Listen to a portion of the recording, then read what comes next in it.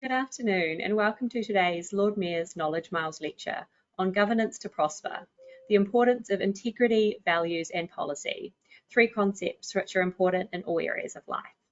I'm Charlotte Dorbrashley and I manage the FS Club at CN in the heart of the City of London, and it is a great pleasure for me to introduce you to our three governance experts this afternoon. Firstly, James de Sausmarez will focus on understanding governance. James has spent most of his career in investment management, most recently as Director of Janus Henderson, and he's been a Common Councillor for the City of London. James is currently the Chair of Governors of a girls' independent school and on the board of two charities. Next, David Locke will ask whether current governance frameworks are good enough. David is Secretary General of the Magna Carta Observatory and has had senior governance roles at the UK Leadership Foundation for Higher Education, the British University in Dubai, and others. And last, but certainly not least, Sharon Constantin will explain what governance professionals and boards of directors should be doing. Sharon is chair of the South African Chamber of Commerce in the UK and the Council of Foreign Chambers of Commerce, and CEO of ValueFin, a Forex advisory firm. She's been awarded the SACC Businesswoman of the Year in 2013 and was also a finalist for the Institute of Directors Neville Bain Memorial Award. The session will be recorded and available to watch on our website within 48 hours, so you can share with those in your network who are interested in the governance space. We'll also be holding a 20-minute Q&A session after the presentation, so please use the GoToWebinar chat facility to send your questions in to me early, and then I can feed them into our experts. Now, it is my pleasure to hand over to you, James. Thank you and good afternoon to you all. As you've heard, I'm James de Sausmarez and I'm the immediate past master of the Worshipful Company of Chartered Secretaries and Administrators, the governance professionals. And can I start by saying how grateful we are to the Lord Mayor for letting us deliver one of his prestigious Knowledge Miles lectures. Our lecture comes in three parts. I shall start by explaining what good governance is, its crucial relationship with integrity, values and policy, and why it needs to be at the heart of any prosperous business. Past Master David Locke will then describe a major research project we have commissioned to test whether organisations from a wide range of sectors do have strong relationships between their governance and their values. And Court Assistant Sharon Constantin will finish by setting out what organisational leaders should do to make sure their governance promotes prosperity. This slide describes our livery company.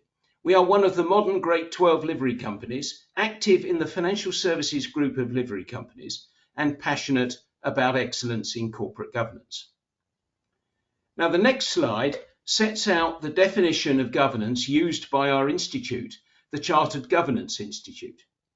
It talks about governance as a framework for managing organisations, which indeed it should be, but it needs to be much more than that. The earliest governance framework was "My word is my bond," and it is underpinned the growing prosperity of the City of London over many centuries. In many ways, it neatly summarises good governance. There are many challenges to good governance, and these are consistent with the challenges facing businesses generally. Environmental complexity, primarily because of the pace and unpredictability of change, and an inability to always rely on what happened in the past. Internal complexity. Do culture and values really influence behaviour in the organisation? Is governance proactive, or is it merely reactive compliance? Now, don't over-rely on codes, although they are helpful and good for external validation. Values and culture are at the heart of good governance, and that needs to be embraced at the highest level. Governance is a key issue, not just for organisational leaders, but for every person in the organisation. Our contention is that values underpin really good governance. If the organisation is a body, then governance is like the blood pumping round the body, helping every part of it to work properly. The oxygen and nutrients provided by the blood promote health and prosperity. The values are the blueprint or DNA of the organisation and should be integral to every part of it. When everyone in an organisation truly lives its values and behaves accordingly, there will be better governance and greater prosperity.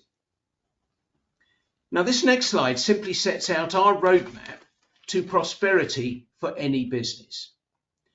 Values embraced and lived create trust for the stakeholders of any organisation, particularly clients and customers. And integrity should be a key value for all organisations. Integrity and all values must be embraced by everyone in the organisation and reflected in all its policies to inspire the right behaviours by all staff. Trust motivates existing clients and new customers to do business with the organisation and be its advocates, which enhances its brand reputation. Now, a brand is a promise that is kept, so obviously trust is at the heart of any brand. A trusted brand will stimulate more business and prosperity by consistently delivering on that brand promise. Good governance is crucial to helping that brand promise to be kept, which in turn boosts trust, encourages more business to be done, and promotes prosperity. In summary, good governance and good governance frameworks are reflected in policies which are underpinned by organisational values, which are proactively lived out by the employees. Good governance ensures the brand promise is kept. Good governance has integrity and the promotion of trust at its heart. And good governance comes from a mindset that is concerned with proactive governance rather than reactive compliance.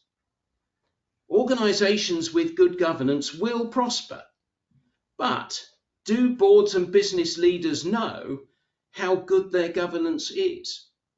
David. Thank you, James. Following from the importance of governance are the questions of whether our governance frameworks are good enough and can we make them better by paying more attention to values. To address these questions and to test our contention that values underpin really good governance, the livery company commissioned Leeds Beckett University, one of its university partners, to design and undertake some research.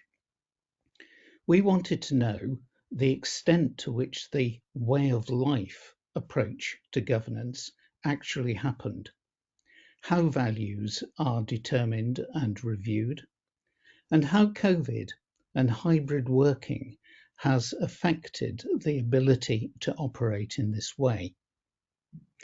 The research is conventional in the sense that it started with a literature review. An action research methodology is being used, meaning that the model can be adjusted to take account of findings as the research progresses. Evidence is gathered from interviewing the company secretary or equivalent and 3 others at different levels in each organisation, and then following up with the interviewees. 9 months have passed since we started. 32 interviews have taken place in 12 organisations in 5 different sectors, ranging from internationally known finance services firms to housing associations. We are already seeing benefits for the participants, and the potential impact is becoming apparent. I've given a little more detail here about what we're trying to find out and what we are looking for by way of evidence. Regarding COVID, how can values be transmitted effectively in an environment where working from home or hybrid working is now the norm? Do employees know and live by the values? Are they reflected in recruitment and procedures? Do the stakeholders of organisations see the values being put into practice and trust the organisation more? It is the impact on governance that we are most interested in, and so we're looking for evidence of how that happens in the various governance processes. I've included here two quotations from the literature review, both of which demonstrate the importance of values and culture for organisational success in the longer term. The second one, values help the organisation to engage the hearts and minds of employees in pursuit of the corporate goals, gets to the very heart of why they are important. But both of these are quite general and dated, and it was not until 2016 that the Financial Reporting Council published Corporate Culture and the Role of the Board. So, what have we found thus far? The headings are on the slide. I will elaborate on a few of them.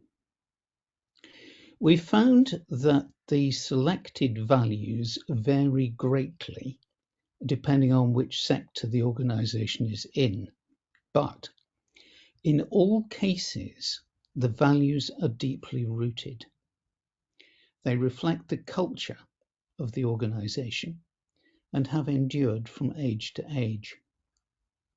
By way of examples, values include responsible finance, integrity, putting customers first, diversity and equality, dignity and care.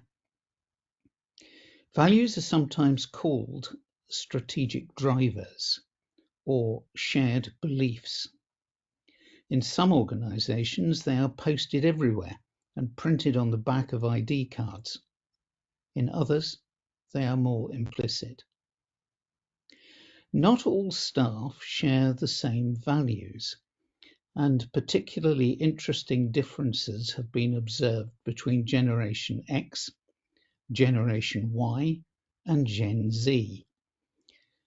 Generation X, has been found to display lower levels of commitment to their organisations. Generation Y, millennials, have grown up with the internet, demand instant feedback, and seek frequent change. Generation Z are more ethnically diverse, tend to be more entrepreneurial, and more concerned with environmental issues. These differences pose challenges for managers in achieving the engagement and commitment of staff to organisational values. As you would expect, the use of values in human resources practices is particularly important, especially in appraisal and training. Values were also found to provide a psychologically safe space for challenging failure. In one instance, this had resulted in a board member resigning on appreciating the differences between his own and the organisation's values. Regarding boards, a diversity of practices has been found. In some, organisations' values are explicit and listed on the template of board papers. In others, they are considered to be implicit. The different approaches to risk management are worthy of note, ranging from strict and systematic in the financial services sector to more relaxed and various in some other sectors. However, the process of the research has caused self-evaluation and review in this area. Values appear prominently in annual reports. So, What have we concluded about values and how this research can improve governance? Values are valued, even if they are expressed differently. Paying attention to values can make a difference to governance, leadership, culture, change management, systems, and processes. With governance, a view is emerging that if values are clear and adherence to them is strong, there is less need for governance processes to be as heavy. That is, governance can be a way of life naturally. But it's not the case that one size fits all. Different generations have different outlooks and engage in different ways. This is a challenge for management, and a values approach can help us to understand it. It has been gratifying to see how people interviewed have been stimulated to review aspects of what they do. We are beginning to see how and ways in which applying a values approach can improve governance. We will continue with the research, and in addition to reports and publications, we'll be holding feedback workshops in London, Leeds, and virtually to enable it to have greater impact and improve governance. For the present, what can we do to ensure that boards are being as effective as possible? Sharon.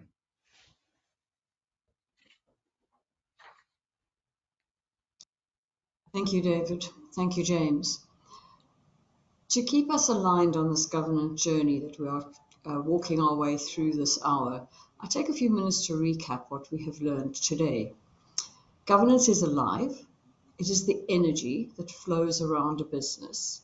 It touches every department, every person, and all our stakeholders. Governance is the foundation of E, S, and G. The governance supporting the people and the planet that precede it in that word. Without governance, there's no logic, no roadmap, no guiding light, and that exists beyond the people that deploy it.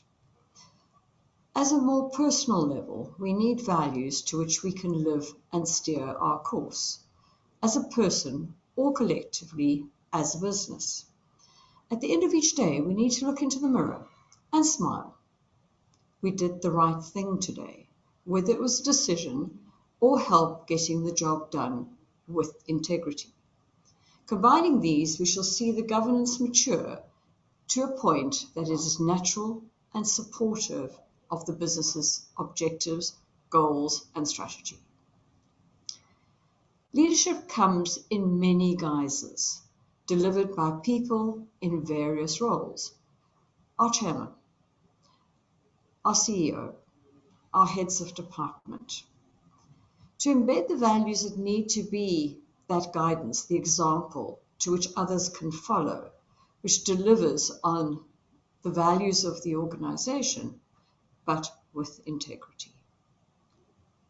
These people who walk the talk are part of the business, and they breathe the business. They are the great role models. If they deliver authentically and are aligned, they will naturally be leaders in governance too, and will espouse the ethics of the business and guide all the teams that operate with integrity. When I talk about the modern agenda, we are collectively talking about ESG, which means environment, social, and governance. And within those areas, it's a multitude, it's massive, it's a big project. Companies are expected, though, to be making constructive changes in the way they do certain things to address all three of these issues. But we do need governance first, otherwise the others cannot be achieved. DE&I, diversity, equity, and inclusion, which is fundamentally about people and the business having an inclusive mindset, as well as the people having an inclusive mindset. Having an HR policy that delivers equity to all the people within the organization. That's not to say we all earn the same salary. Say those within bands are equally treated in an equitable manner, irrespective of the diversity within that band. Only then can the collective mind have the headspace for addressing our environment. Now we add the challenges more recently of AI, both its positive and its negative, and the risks of what it's going to become. How is your business going to adapt to it? Have life changed by it? And how do we protect our people and our assets at the same time? How do we know what's true? That is going to be a new difficult one. So there you come to the world of blockchain. The other thing we need to do is make sure that our people well-being is high up on the agenda of most boards. It is at last, through COVID actually, that we've learned that our people are an asset, not a cost to our business. They are not dispensable, they are valuable. So some of these really difficult topics sometimes are a challenge for board directors to get their mind around and to understand how they can apply change within the business. So it's important for the governance drivers, professionals within the organization, company secretaries or whatever the role might be, general counsel, that they are able to actually support the board and the heads of department and the executives to understand that invariably they are doing a lot of good things. It's understanding what they are doing and talking about it and owning it and belonging to it. I've just talked about is encapsulated in the second principle of our UK Corporate Governance Code, which talks about the board's responsibility to establish the foundations and to get such that the desired culture is the outcome. So all the things we've talked about, every single word is encapsulated in Principle B. For culture to be the outcome, we need a foundation of governance, as has been mentioned a few times before, which empowers the people in the team and the leadership groupings and therefore benefiting the whole organization. Taking the guidance on board effectiveness, which is a paper from the FRC, we can rearrange their attributes as listed by them of a positive culture. In our reorganization, our first grouping I call accountability. And how we can deliver this accountability is through adaptability, reliability, and recognition. Second is a safe place. It is important, critically important, for our leadership to define a culture where people can speak up, not be bullied, not be victimized, to be able to raise their concerns for the benefit of the business, no matter who they are and what part of the organization they are in. Thirdly, comes back to us as individuals, directors, chair of the board. How each of the directors contributing towards the right culture, how are we behaving and treating others? Do we respect them? Are we honest? Can we accept different opinions? Are we consistent? So based on those things, you set the walk, the talk, the tone from the top, which is then witnessed by the rest of the organization. Now, if I take those three groupings and I extend them out further, we are seeing how that plays out in the day-to-day role of the board. Do we have the right leadership? Do we have the right person in the chair? Can they chair a meeting? Can there be constructive tension to the CEO? Can they ensure that what the business is doing creates sustainability? Can they be open-minded, fair, and creative? Are the component parts of the governance foundation effective? Do we deploy, embrace, and communicate such that the policies support process? The dynamic of the organization is how we all naturally do the right thing. Very simple. We respect all who are involved, and our collective behavior and engagement is effective for ourselves and for those around us and our stakeholders and others with whom we are in contact. So to summarize, it's all about the people. the roles that they hold, and how they create culture and sustainable success, good EQ, good communications, how the business works as a unit. As the livery company for Chartered Secretaries and Governance Professionals, we are the 21st century leaders. We are the pivotal point for the governance agenda within an organization. We lead on aspiring to governance maturity. Could we move the slide on, please? Governance needs to be agile, thank you, in changing times, resilient in difficult times. The company secretaries of today's businesses need to be able to be trusted by all parties, by everybody. Doesn't matter what the war, what the debate, what the discussion is, what the objectives are. We are able to facilitate solutions as the company secretary to find the right balances to empower people and the business. We are also the holder of secrets. Now, that's not secrets that shouldn't be held, but secrets that should be held. And the word secretary has the word secret in it, so we all know what our jobs are. To help business and boards to be their best is the focus for all company secretaries, and you'll find they are the most rational and balanced on the view of how effective an organization is. So in summary, within our organizations, if we have got it right, we are doing the right thing by our personnel, our corporate values, and also ourselves individually.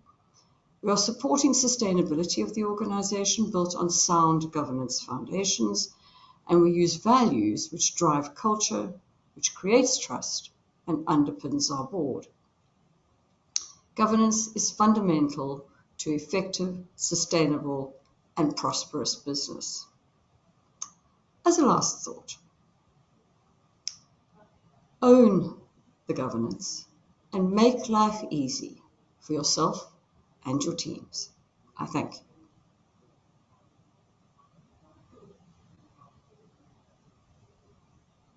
Thank you very much, Sharon. That was all very thorough from the three of you. Actually, you managed to fit in a lot of information in 25 minutes. Moving now to questions, and this is from Hugh. I think, David, you're best placed to answer this one. How have organisational values adapted to incorporate global cultural values? So to reflect the global nature of staffing profiles, as well as the global customer stakeholder base of many businesses and organisations?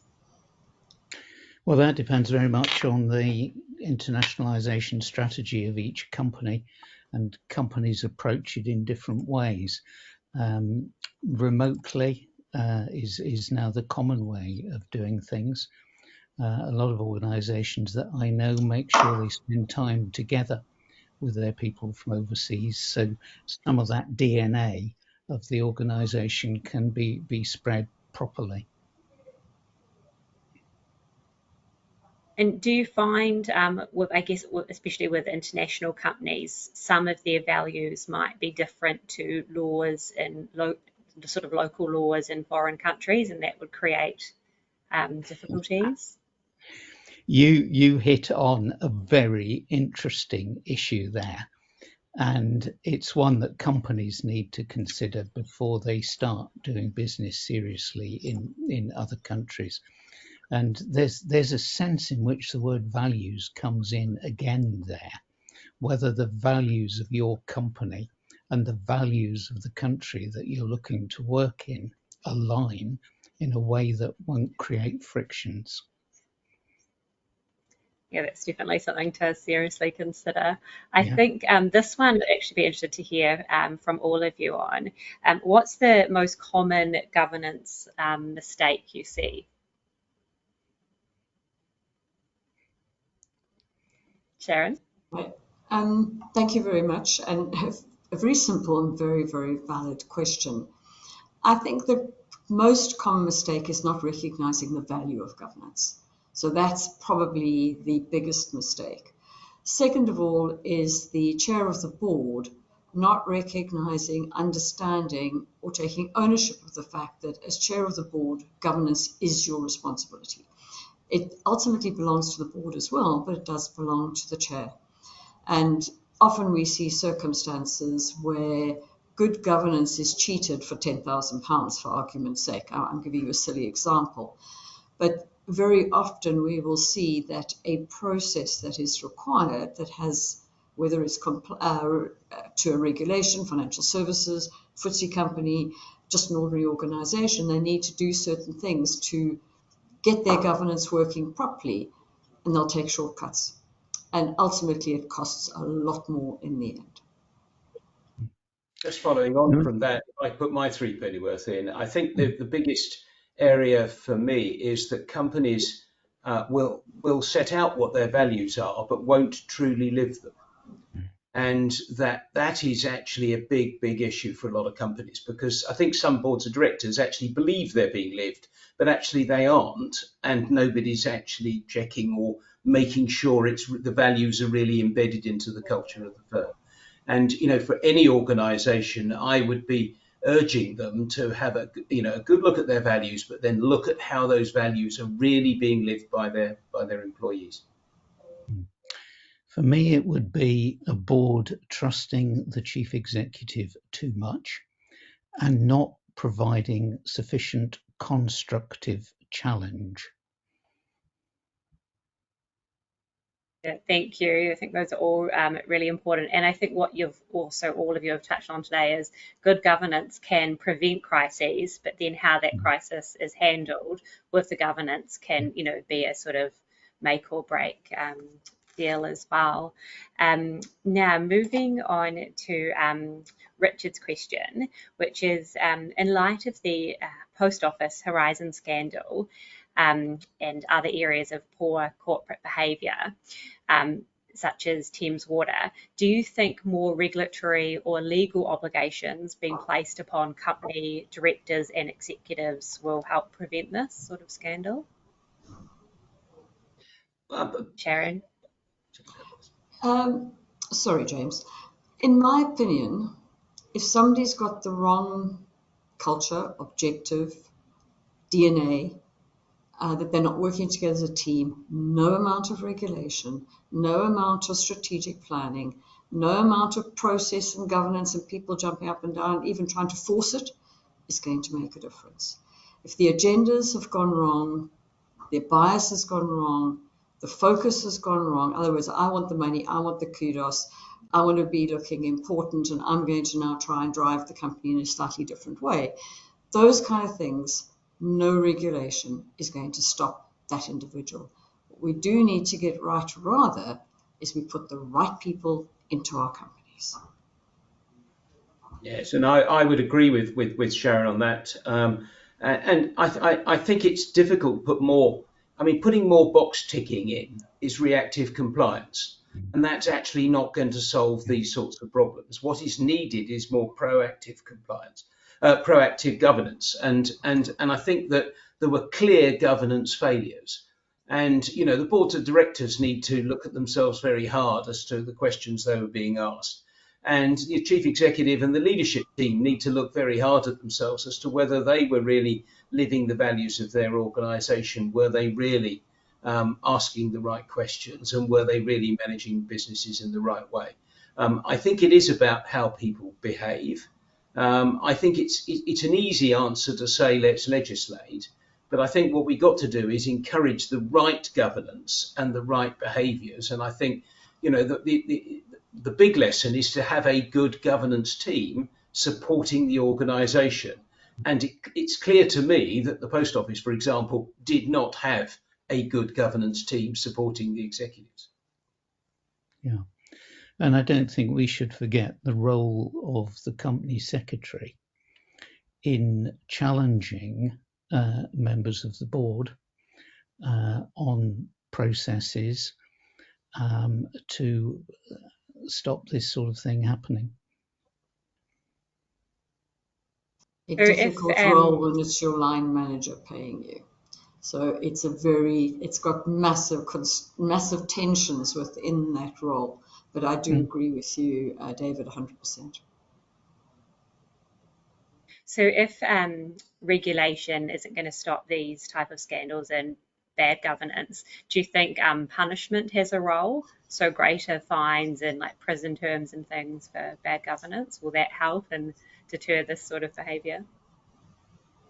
It certainly does help because it focuses the minds enormously. I mean, I spent my career in investment management, which is a very well regulated business, very well regulated business, and the sanctions that are there that the regulator can impose upon you if you do not manage the business in the correct way, it do focus the minds of executives very, very hard.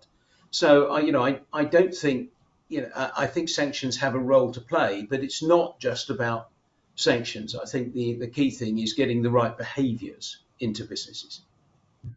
When the corporate manslaughter affair was brought in, it did serve to sharpen the minds of directors about their responsibilities for health and safety. Mm.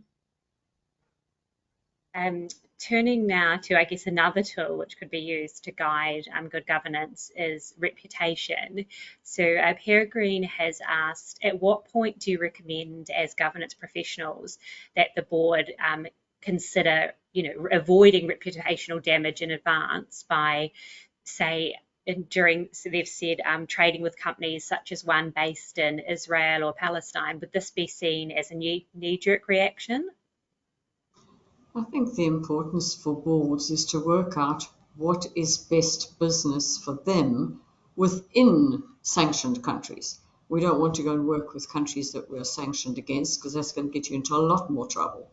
So I think it comes down to making good business decisions, good business strategic planning, and then having a look at your due diligence in the country involved and making sure they're not on X or Y list, whether it's from anti-money laundering to high levels of crime, for example. So there are lots of things you can do to decide why you would work with another country. And things like child labor are one of the key ones to look out for. So I think this is just down to just good business management at every level. Governance is the one that says do the proper due diligence, but you need to do that exercise. But I think you can also bring it back to your values. You can also bring it into your risk management to assess how you are looking at these things. And the visibility of both of those things to the board, I think, is very important. And to put it in a nutshell, the pursuit of profit is not the only thing that companies do. It is much, much wider than that. And they need to have all of those things on their agenda all the time. And then they are much more likely to live their values and to have good governance. A very good point, thank you. Now, Sophia has asked, how do you envisage the role of AI in future good governance processes? First of all, AI better tell the truth. It better not be fake, otherwise we're running up all sorts of wrong places. But I think as AI hones itself and starts to be helpful and can definitely be used to get you answers quicker, get solutions more visible, support what can become a very routine administrative role to actually be a role of thinking rather, because it can do the administration. So there are areas that are not quite there yet. I mean, I looked at a set of minutes that one of these AI tools had taken. I thought, I'm sure I wasn't in that meeting. And I definitely didn't jump that side of the fence. I jumped that side of the fence, kind of thing. So we've got to be very careful with AI. But I do believe it is going to grow. And I understand from AI specialists, what we have seen in the last 9 months is going to be, we're going to see more than that in the next 2-3 months as it evolves. So I do see it as a fantastic tool to support the administrative element of the role. But I think Sharon has used the right word, support the administrative role, because it depends how these tools are informed as to what biases there are within them. So by all means, let's use AI to make us more efficient and all the rest of it. But no way should we withdraw our oversight and our integrity checks to make sure that the answers that are coming up are congruent with what we are as a company. Yeah, I agree with that, and I think AI can be a very, very helpful alarm system. It can identify things where further investigation and questioning is required. And I think if we can develop AI in that way, AI will not be a governance framework in itself. I just can't see that ever happening.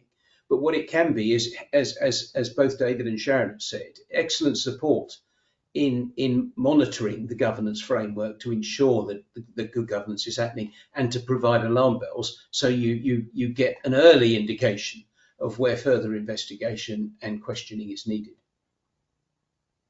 I think the reliability and quality is something to be, obviously watched very closely. And as you said, it's a great thing to bring things to consider, but shouldn't be used to make decisions, definitely.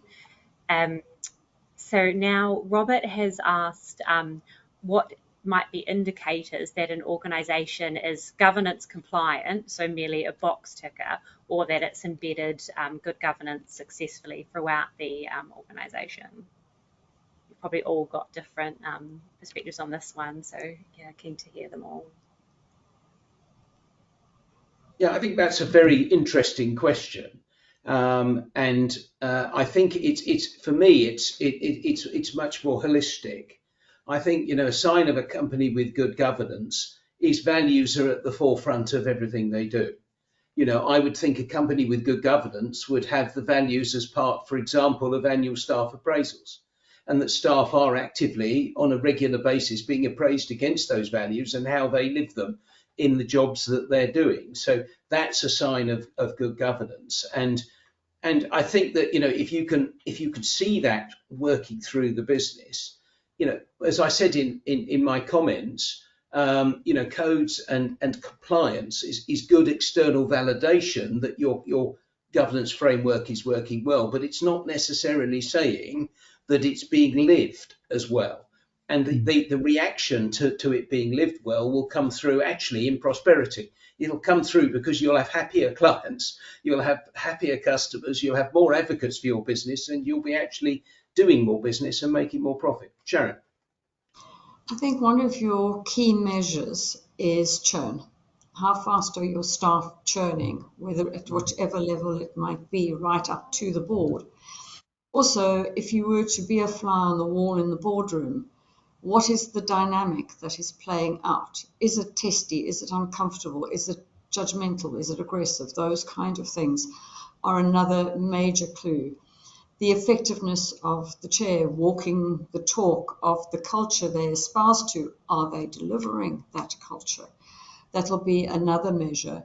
And companies do their staff reviews, customer reviews, various reviews. And in there, if you were to look at the holistic aspect of that outcome of those, or look at specific questions, you might be able to say that this company is well run, make happy people, look after their staff, and rank as a staff protector as an organization. Those are just additional clues of the culture that has come out of being supported by good governance. I would just add to that, you see it in the culture. Is it a culture where you go in and people are generally enthusiastic and passionate about their company?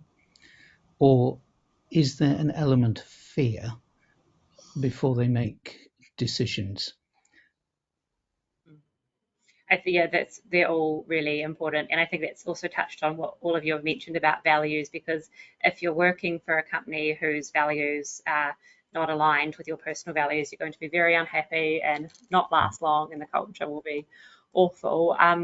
We're almost out of time, but I'm just quite keen before we go, just briefly to hear from all of you on what you think the biggest challenge to governance will be in the coming years. Did you want to start off, David? Yeah, I think it's the frightening amount of change which is happening unpredictably and much more quickly. And so, although we might have relied on precedents in the past, we can't do so anymore. So I think we're going to have to be nimble. The communications with the board, between the board, are going to have to be good, so that responses can be quick and damage on, and limit the damage to the company's reputation. Thank you, Sharon. Thank you. I think the biggest challenge to governance is the degree of generations that are going to exist within any one organization, because our generations are getting narrower in the gaps of description. So you're going to have more. People are living longer. They're starting to work earlier.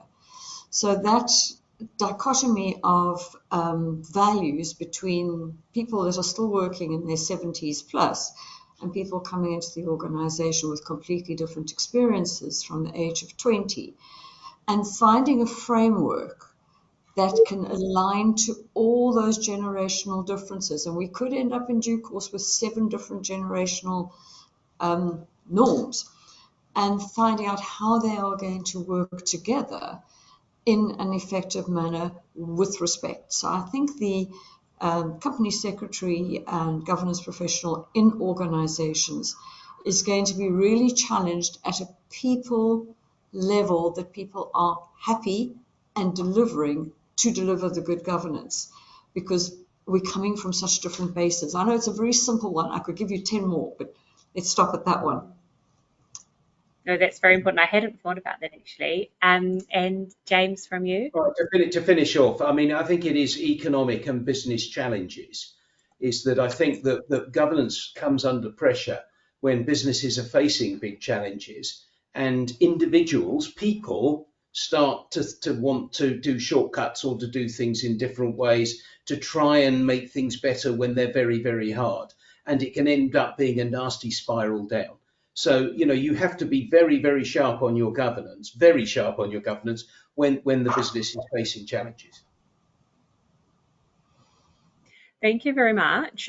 Just before I say thank you, we've just had an observation from Christopher in the audience, who said that he's found that Microsoft, Amazon Web Services, and Linux open source community have good AI guidance for professionals on simple language support and automation tools. So that's something that some of the audience who work in this space might want to look at.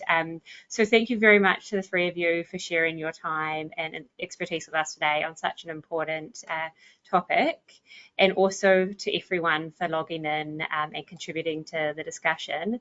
We've got more lectures coming up this week and into next week on a variety of topics.